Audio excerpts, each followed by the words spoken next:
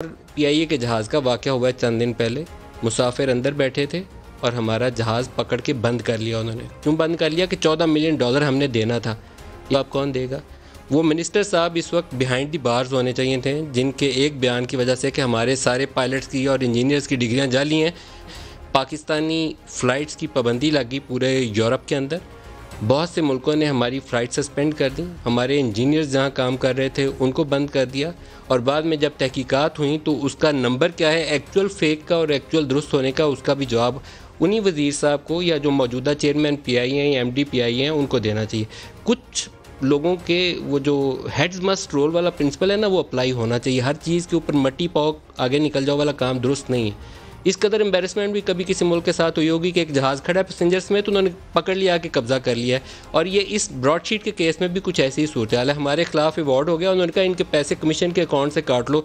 और ऑर्डर की तफसील आप पढ़ें तो वो कहते हैं JIT ने ये चीज़ें आइडेंटिफाई की थी। तो ब्रॉडशीट ने क्या आइडेंटिफाई किया था?